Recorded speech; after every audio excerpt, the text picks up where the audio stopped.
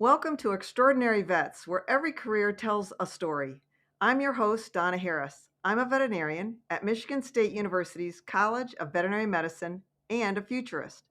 To understand the future, we need to look at who is shaping the profession today.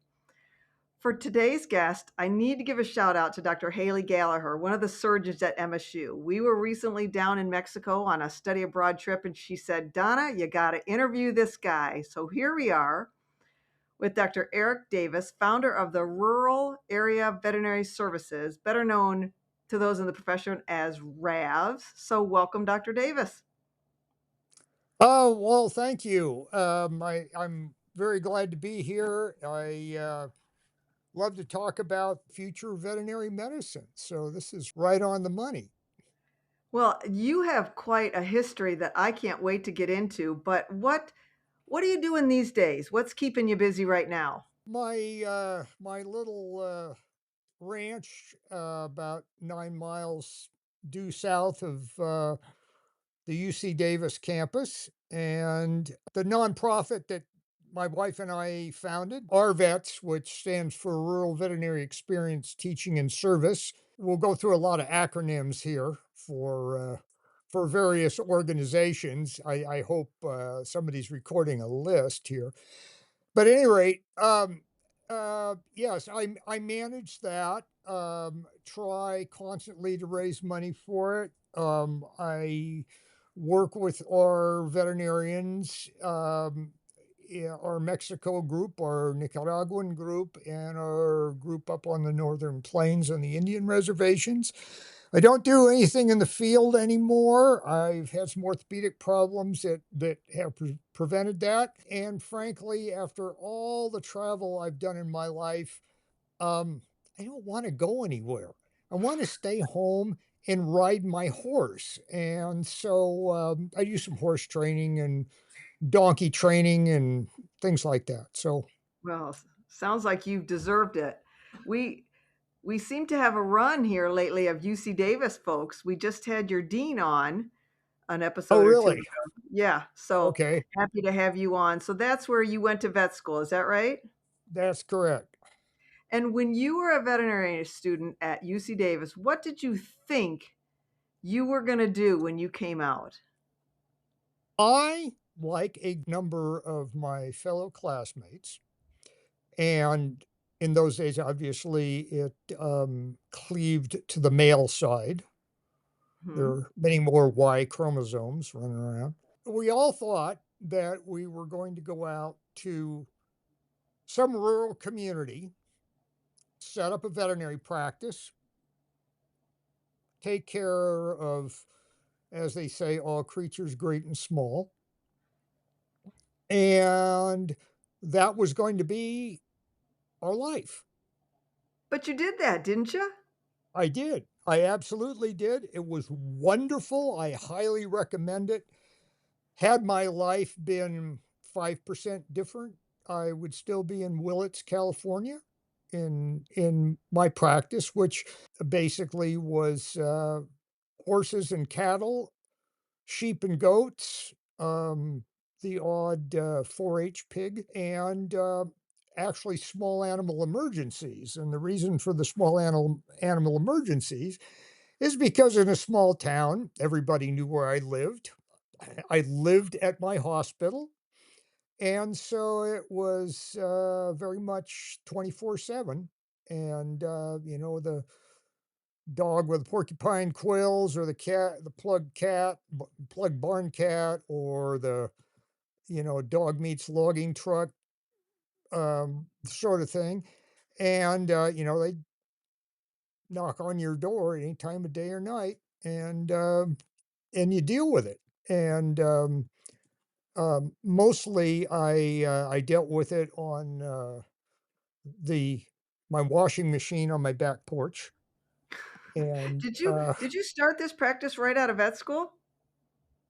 I worked very briefly in a practice, uh, you know, in Willits, for a few months. It was, the small animal clinic was a double wide mobile home.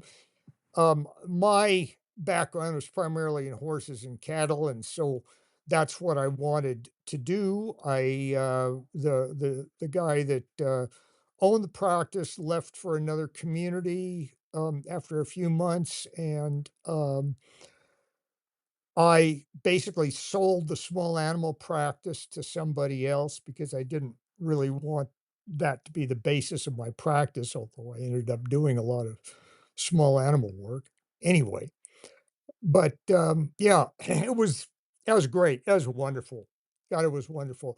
I mean, Mendocino County, particularly the northern part, was this crazy cast of characters that ranged from old-time cowboys to wealthy people to dope smugglers to marijuana farms to, the city of 10,000 Buddhas, complete with the saffron robes and shaved heads and, and everything in between. Sounds like your practice could have been a reality TV show.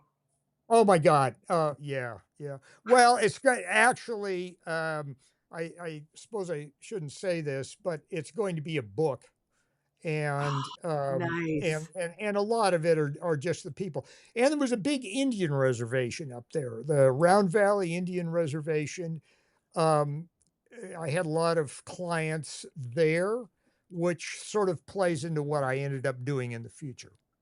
Okay, you gotta give us a just give us a teaser on the book. Give us one good story out of the book. Oh my gosh. Okay. Since I spoke about the cowboys, yeah, we were checking, brake checking cows at the Ford Ranch one day. And, cows in Mendocino County are pretty wild because the place is steep. There's a lot of thickets, a lot of bears, mountain lions, things like that. So you don't get to be an adult cow by being a wimp. And the we were almost done for the day. We'd been through a couple of hundred, and there was one cow left that would not go into the crowding tub to go into the alley and down to the chute. Mhm. She just fought the dogs. She had no interest in horses or humans. She just put her head down, stand in the middle of that corral, and paw at the dirt and snort. Well, I thought, okay, I got to get going here. I'm going to get this cow in the crowding tub, and I'm gonna do that by getting her to chase me, and I'm gonna run into the tub, and, we'll get her caught and preg checked, and everything will be good. Okay, What this could this is not what what could go wrong? what could possibly go wrong? Well, no, wait a minute. First, I gotta ask you, were you drinking beer before you tried this? Because this sounds one of those hold my beer things. No, this was all about, uh, thinking on your feet, coming up with solutions to difficult problems, and that's a solution I came up with. Alright, let's hear it. So, I went into the corral and walked up to the cow and yelled and waved my hat and tried to get her attention, and she just stood there and she just snorted, just pawed the dirt and wasn't gonna move. I got closer and closer and closer, and finally I kicked some dirt at her nose, and that did it. And Oh, here she comes like a freight train, and I turn around and she's following me, and everything's going great. I looked back over my shoulder to see if she's gaining on me. Well, the problem was I got really big feet, and I was wearing a pair of those Teagley rubber boots, which are clumsy anyway. I caught my toe on the concrete lip of there was a concrete pad in the crowding tub. And so I go down on all fours in about 8 inches of liquid cow shit because we brought a bunch of cows through there previously. Well, this old gal catches me right in my ass with her horns, which didn't penetrate because I was lubricated. And so I went hydroplaning, that is poop planing, across this concrete slab with this cow pushing me. And I'm looking ahead of me and I see that the other side of the crowding alley is solid and I'm going to stop and that cow is going to be right on top of me. Well, one of the cowboys, old Don Flonson, threw a rope at the cow and hit her in the side of the head, and she picked her head up. And I was able to shinny down the alleyway, close the gate, get out, and get away from her. And we crowded her into the alleyway. And I'm just like literally painted with liquid cow Cow shit, poo. which Yeah, of course goes right through your coveralls. They don't, the right. British are smart. They use rubber ones, but we don't. And so that was really typical. You have to be the first vet I've heard of that's done poop hydroplaning.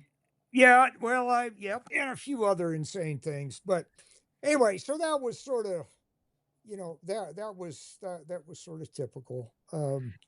Is there an estimated time for this book to come out? Fortunately, I've got an editor, old friend of mine, that is breathing down my neck, and Mary will keep me in line. So Okay. we're going to try to get it completely edited and to a potential publisher next month. So after that, I don't know how long it takes. I've never done this before. All right. So Well, you'll have to keep us posted so we can do a little I, promotion I, here I for will. you. I will. Absolutely. Okay. As stunning as this practice life seems, I want to know what the heck you were thinking. Here you are, a practice owner, I'm sure making a reasonable living. What were you thinking going back and doing a residency, making no money? What brought that on? A couple of things. One, a divorce. Okay.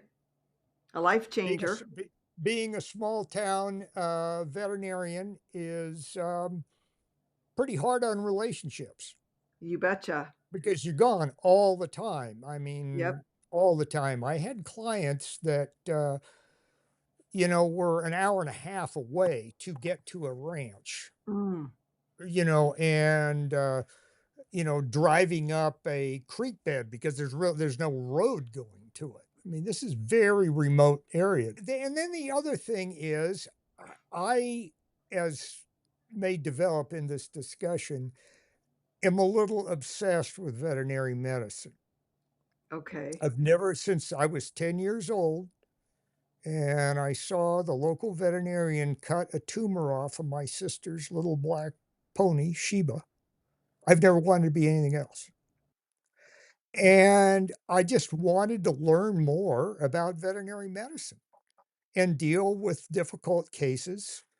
So this all kind of came together, and I did a internal medicine residency at UC Davis in where I was 87 through 89.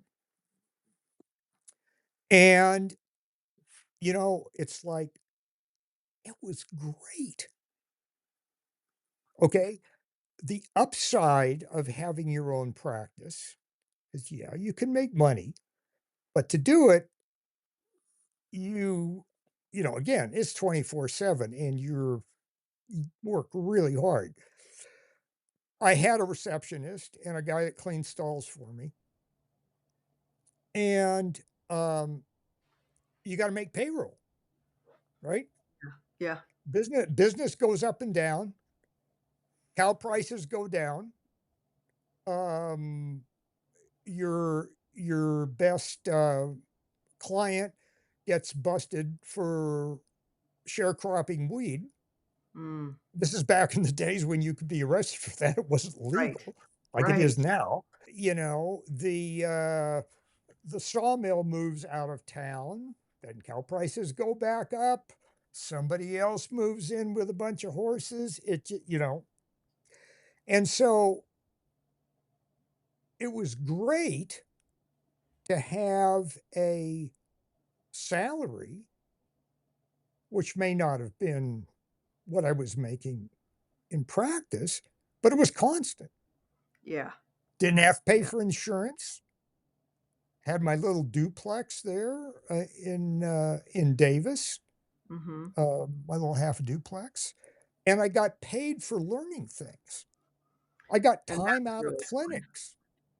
I had an emergency schedule. When I was on and it was busy.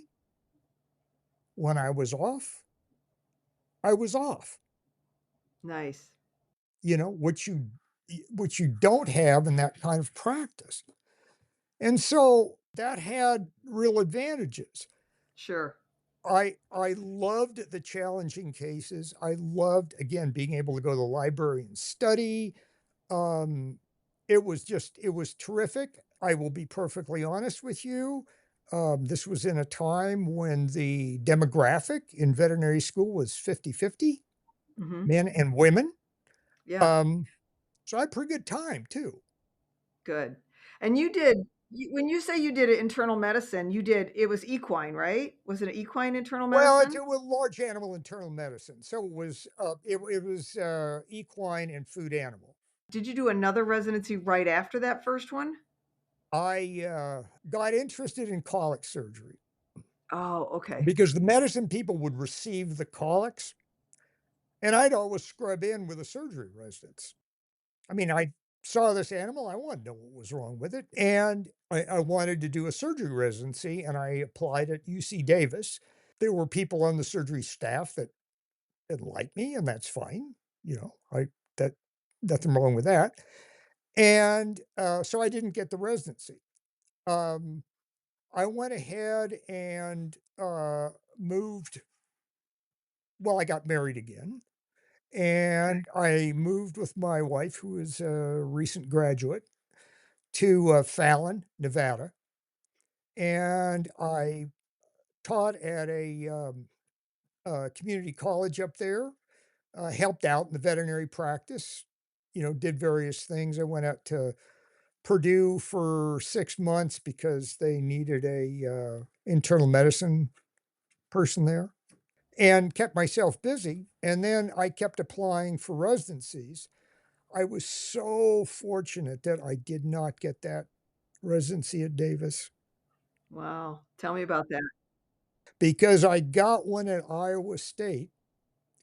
And my mentor there, Larry Booth, who unfortunately was killed in a very tragic boating accident about 5 years ago, Oh, I'm sorry. but he's great surgeon, super meticulous, had no interest in positive reinforcement.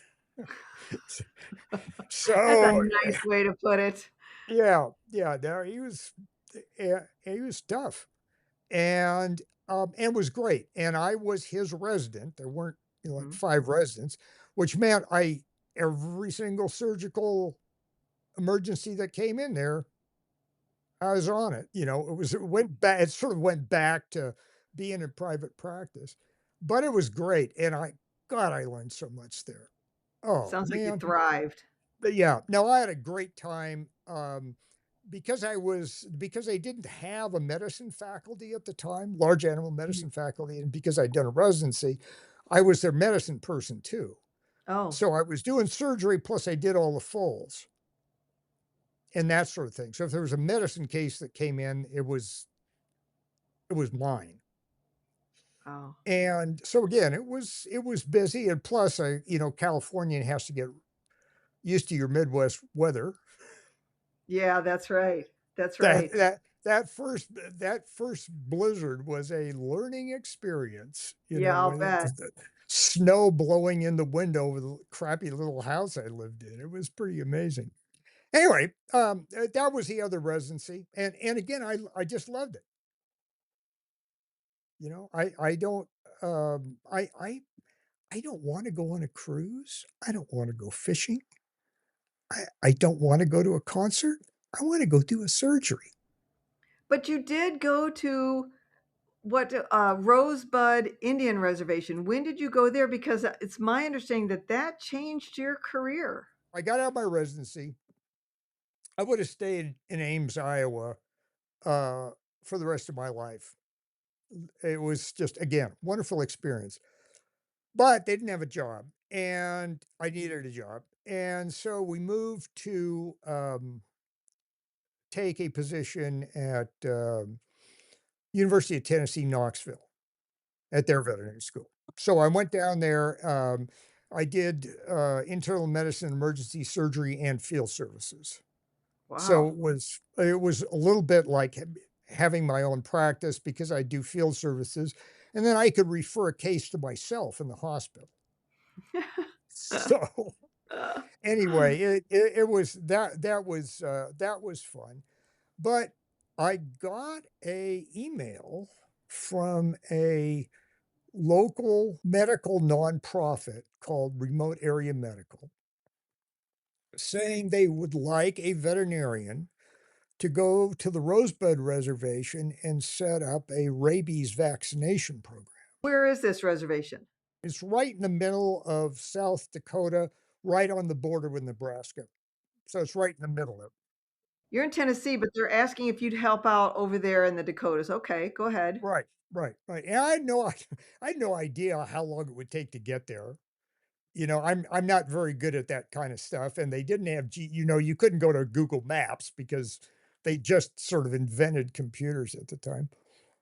It's like 1990 or something like that. Anyway, um, so I had a, crew cab pickup with a camper shell on it, and Remote Area Medical was this organization that was kind of a trip in itself, was run by a grade C action movie star named Stan Brock, Okay. who's this big, handsome, charismatic guy whose goal it was to bring, medical care to remote corners of the world. Okay. And I thought that they had like a program or something, and I was signing up for it. There was no program. Ah, And you were the program. so, yeah, I was the program, and they had an old schoolhouse in Knoxville that Remote Area Medical, I will now refer to that as RAM, they rented the place for $1 a year. And they'd completely filled it to the ceiling. I mean, this is like a 20,000 square foot, you know, Wow. old brick schoolhouse with every piece of medical crap you could imagine. Hmm. you know, Old army surplus and whatever the local hospital couldn't use, and, outdated this and whatever that. It was just full of stuff. So I went over there and I just dug through it looking for things that thought might be able to use. Um, eh, my wife at the time, who was part Native American, Okay. and was interested in this. Um, and we loaded that up, and a couple of students said, "Geez, we'd be really interested in going along." I said, "Sure, we could use some help. That's great." So it was, the four of us loaded up in this rig and took off for South Dakota, not having any idea even how long it was going to take. So we did rotational driving, and just drove like, I don't know, it was like 20 hours or something like that straight through. Got there, and the, public health service at the Indian Health Service at the hospital had no idea what to do with us or why we were there. There wasn't any communication, nothing was set up.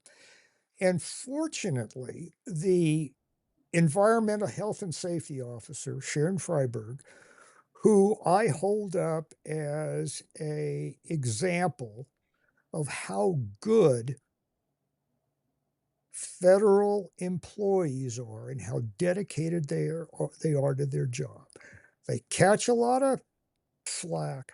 And Sharon was there, a single white woman on a Indian reservation where she was seen as an outsider, doing Mhm. whatever she could to make life better on the reservation.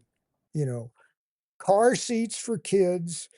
I mean, these little Indian communities out on the prairie, you've got unattended kids with packs of unattended dogs, what happens? They get bitten in the face, and then the public health service has to give them rabies prophylaxis.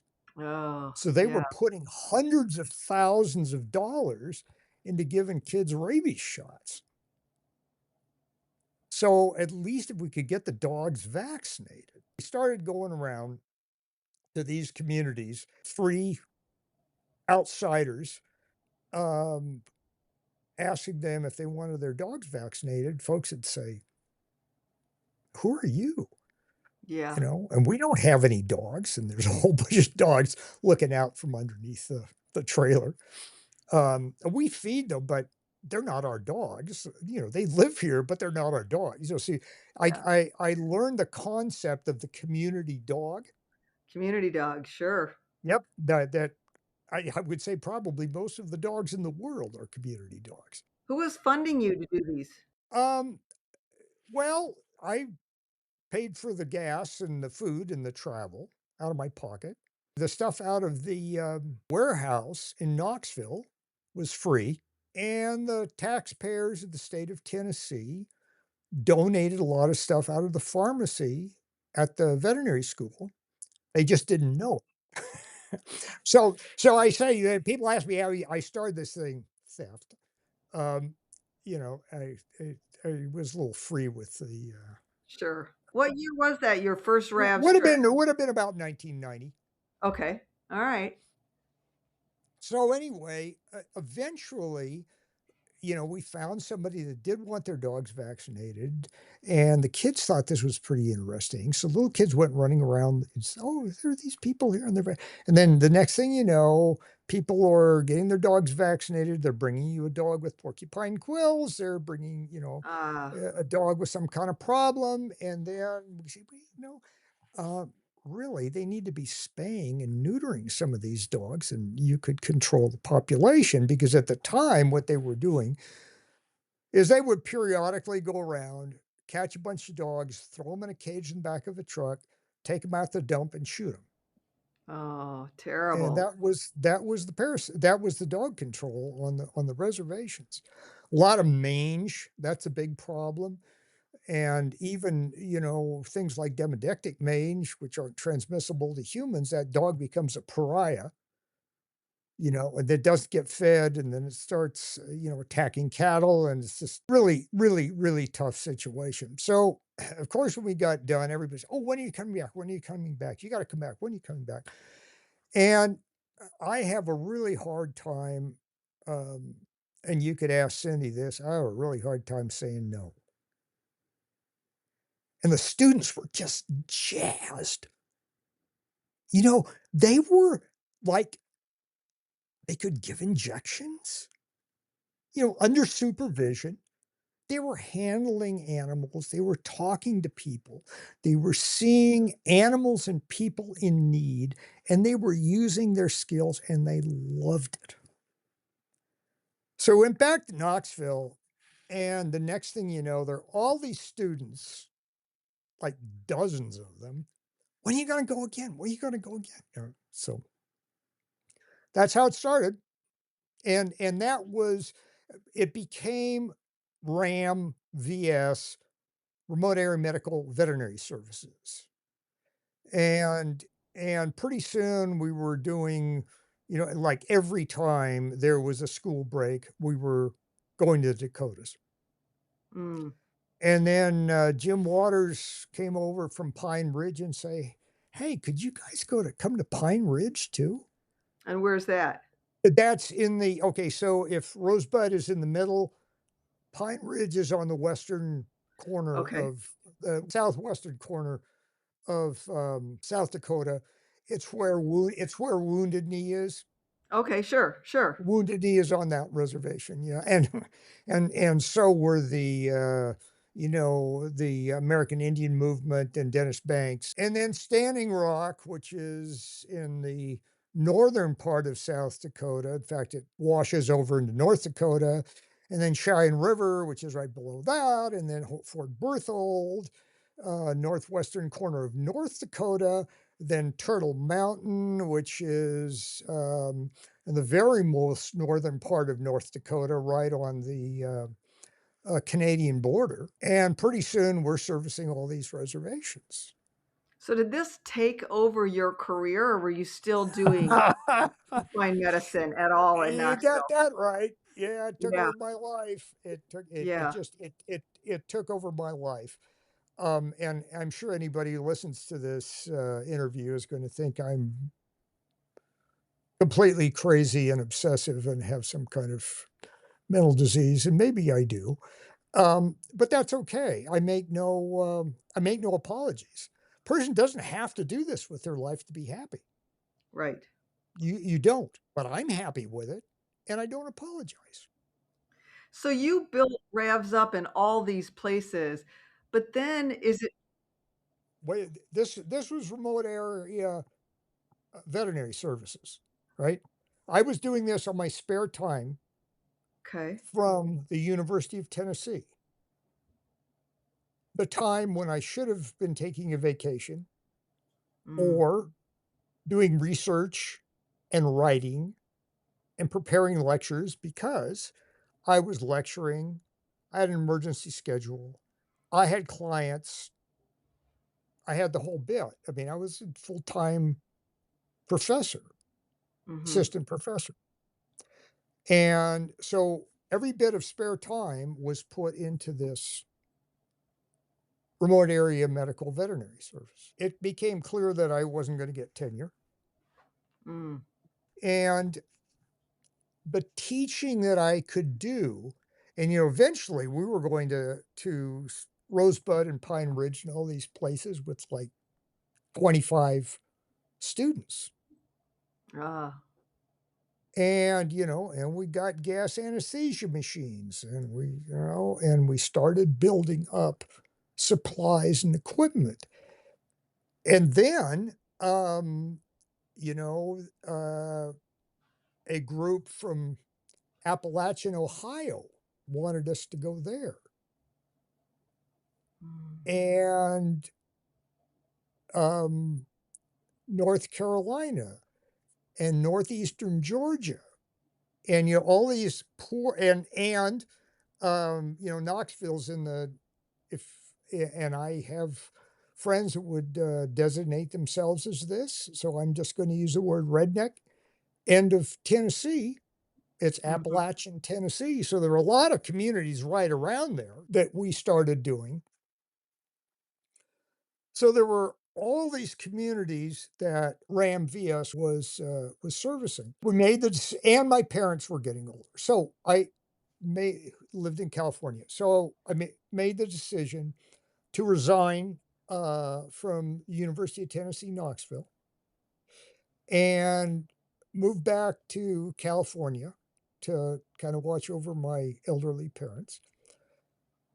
And at the same time, the Humane Society of the United States, HSUS, wanted a field veterinary program because they mm, got a lot of slack for taking in donations and not having an animal shelter, not having a field services program, basically just being a lobbying group. sure. I remember those days. So they, at that same time, they hired me to bring the program to HSUS. And because Remote Area Medical's name was copywritten and they didn't want other people using it, which is, that's just how it is, RAM became RAVS. What year was this? Would have been 2001. So you did a good 10 years of building this program. Now, when you were at Tennessee and building this program, were you taking veterinary students from other schools, or was it all from Oh, Tennessee? yeah. Oh, my God. Yes. Yes. At one point, we actually uh, did a little study on this. 80% of the students at University of Pennsylvania, participated in a RAM clinic trip Mm, at some point in their education. okay. We had students driving through snowstorms from Cornell to do clinics in Eastern Tennessee. Ooh, it's a long way. And the small animal surgery faculty surveyed the students at Knoxville as to where they were getting most of the surgical experience. It was not from their classes, was from remote area medical veterinary Uh-huh. services. And so they started doing space and neuters for the local animal shelters, Okay. at Knoxville, and they bought a vehicle to pick up the animals and the whole bit. And that was a direct outgrowth of that realization. Wow, and RAVS is really big now. How long did you stay with Humane Society with the RAVS program? Well, good point. And parenthetically, I also got talked into working at a mission in northern Guatemala Oh, okay. while I was at Tennessee. So that was kind of the start of my international stuff. So we also, besides the Dakotas and Appalachia, we also had a program in Guatemala. Okay. So I go there a couple of times a year. RAV started in 2001, ran until, well, my relationship with it, shall we say, ran until 2010. Okay. And during that period of time, I was very, very fortunate to pick up some really terrific technicians and veterinarians that were interested in this sort of thing. And actually, a technician that I hired, Wendy Wojak, is now the director Oh, of okay. RAVS. So if you recognize that name, I hired Wendy. Okay. Um, and she's a much, much more um, organized person than I am. And so, I tell people I'm not Lewis and Clark. I'm a mountain man. I'm the guy that rides out there and does crazy things. But it takes somebody that's organized to make it a good, better program. So the whole thing is evolving constantly. We're learning by making mistakes, figuring out what those mistakes are and fixing them. And so by the time I left RAVS, we had a yearly meeting of our staff, which involved me, Wendy, Cindy McClin, who is now Cindy Davis, other technicians, a staff of veterinarians, some of whom were full time, like Susan Munger, and some of whom were that would contract to Mm-hmm. work on clinics. Volunteers are wonderful. I love volunteers, but you can't run a program like that with volunteers Sure. because they need to be remunerated for their time. And to be quite honest with you, um, occasionally you need to fire somebody. Mm. Which Hard to, fortunately I've not had to do very much of that. I mean, that's not hasn't really been a problem. But you have to have a job and you got to show up. You sure. can't like, well, I volunteered for this, but my best friend's having a wedding. Mm. Yeah. Well, that's fine, except that leaves us, down a veterinarian when all you can do to supervise one of these clinics is, you got to have staff to do that. We Right. developed an excellent teaching paradigm where students are not simply turned loose on cases ever. They assist well, first of all, They have to go through an online, um, course, which includes technical skills that they have to practice. When they show up for a clinic trip, they have to demonstrate by passing an exam, Okay. which includes a practical exam, and if you can't tie a ligature in a certain period of time, you're not participating in surgery. But I traveled all this way and well, the parameters are really, really clear. Good. And there are no excuses. "Oh, you make me nervous."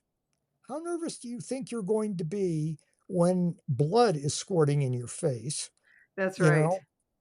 Deal with it, and I think that, again, I learned a lot about learning. This comes a lot from my training with Larry Booth, who is super meticulous Mhm. about tying proper knots. You not only have to be able to suture accurately and rapidly, but it has to be done with good knots at both ends, or it's not gonna work. That's right.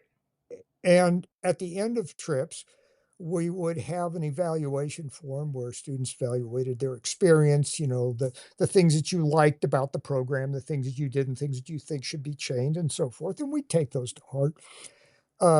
One time I got a evaluation saying, "What did you like least about the trip?" Doing surgery with Dr. Davis. Ah, And I'm like, "Yeah, there you go. That's right. that's that's what I'm striving for." Yeah. So, and we're into thousands of students through You that are. program, Yes, you are. because we got to the point where we would have 33 students in a clinic. Mhm. It's very popular now. Remind me the name of your current nonprofit you're working with. Rural Veterinary Experience Teaching and Service. All right, tell me about this. Well, okay, so part of this was a result of, Katrina. I was deployed to Katrina. Actually, Cindy and I were deployed there. We ended up setting up a, animal shelter in a prison, Okay. just me and Cindy and the inmates. I am a strong believer that everybody in this country should spend some time in prison. I learned an awful lot about prison and the people that are there, why they're there, the kind of folks they are, the way the system works. And because of the way Katrina worked out, I came home and I had some PTSD, to be honest with you. And I was pretty mad. I think the animals and people there were not treated very well. I mean, we hear a lot about the, issues with the refugees, if you will, but there was some really unfortunate things that happened to some of the animals in our care. And a local, referral center in, Salinas, California, which is where I was living at the time, um, recruited me to do their internal medicine and emergency surgery. And so I started doing that, um, and, this was sort of stepping outside of academia and landing in a veterinary profession that had evolved in the meantime since when I was in practice. So that would have been, you know, what, 87 to 2008 or 9. Yeah. So Yeah. it was a while. And um it was great. I mean, I got to do like colic surgery on, movie stars, horses, and all that sort of stuff. I mean, Monterey Peninsula is a very wealthy part of California. Um, Pulitzer Prize winning authors had their dressage horses and all that stuff. And yeah, it was fine. It was great. And I get these paychecks and I think, "Dad, you could make a lot of money doing this." Yeah. You really could. But that's, that's not where my heart is, you know? The difference between a $800,000 jumper and a Campesino's pack horse is the price. Grass goes in the front end and poop comes out the back.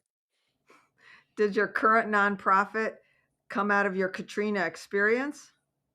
Yes, in a way, all at the same time, I had a hip that was going bad, and I ended up in getting hip replacement. A month after the hip replacement, a horse fell on me, Oh, and split my femur open and bent the hip replacement.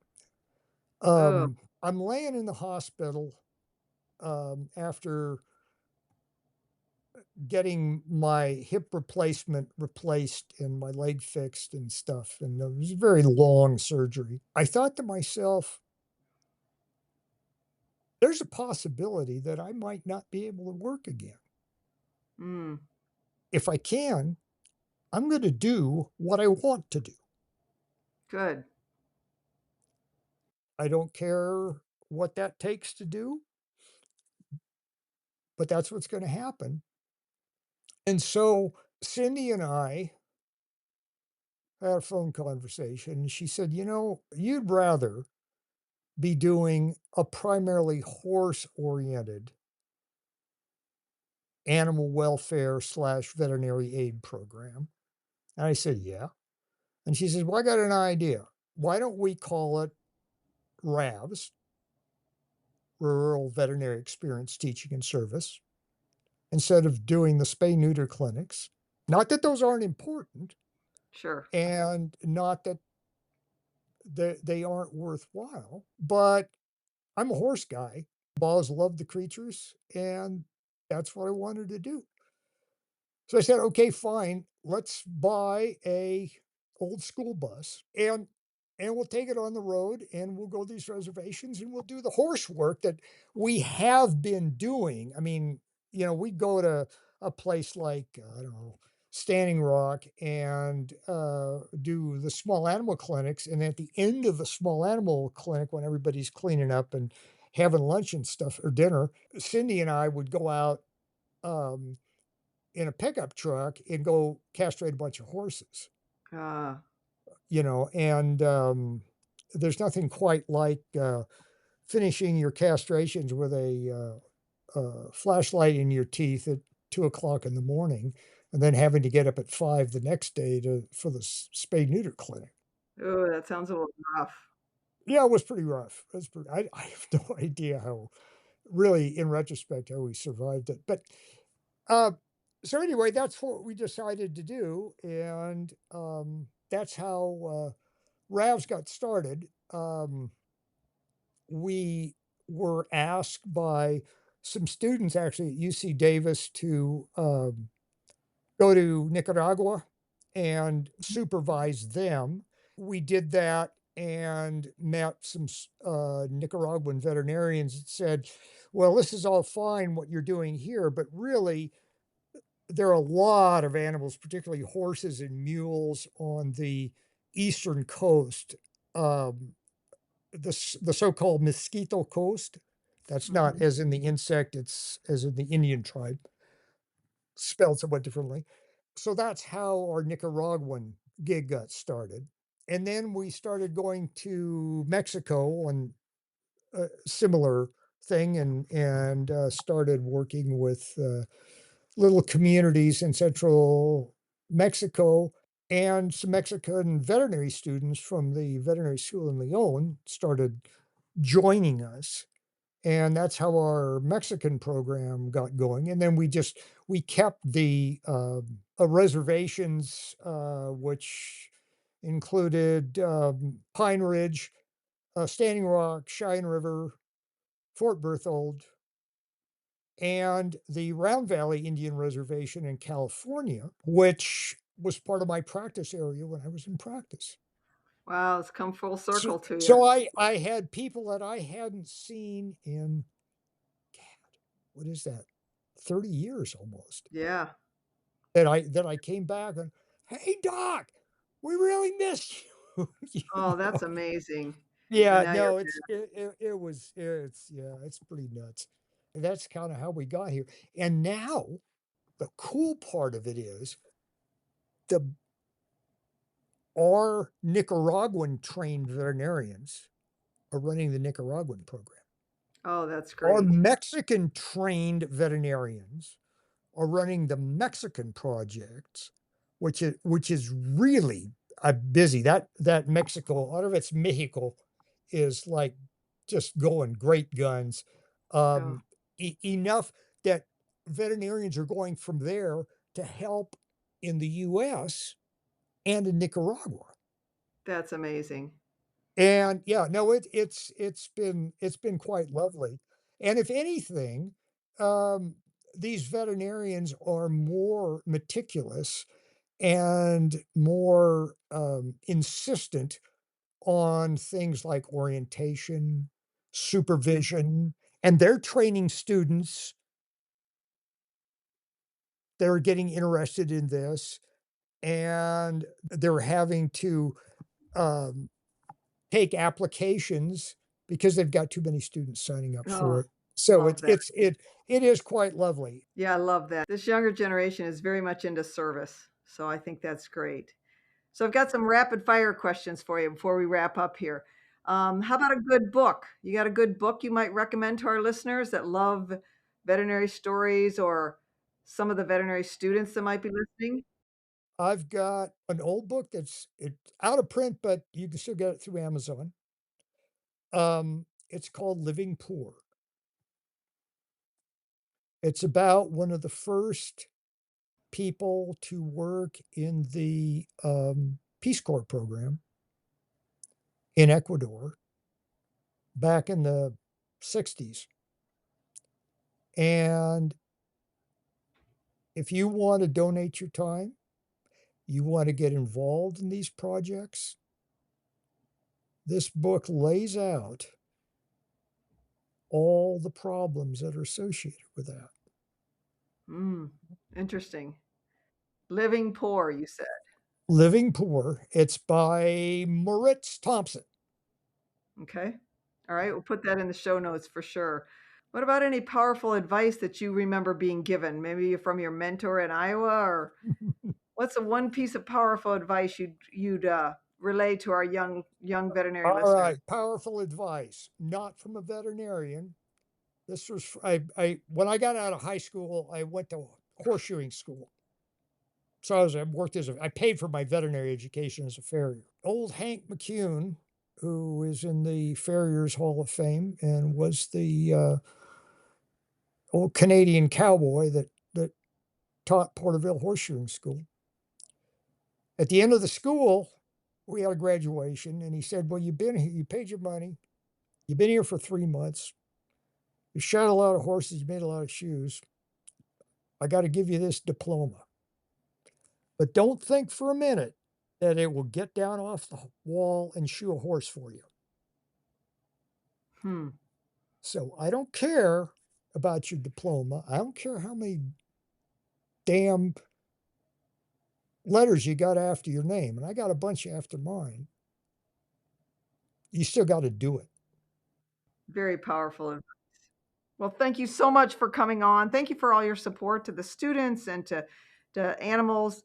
Really appreciate Dr. Eric Davis. Thank you for coming on. All right, Don, I appreciate the opportunity. Thank you all for joining us for this episode of Extraordinary Vets, brought to you by Michigan State University's College of Veterinary Medicine. This is Extraordinary Vets, where every career tells a story. Be sure to subscribe, and we'll see you next time.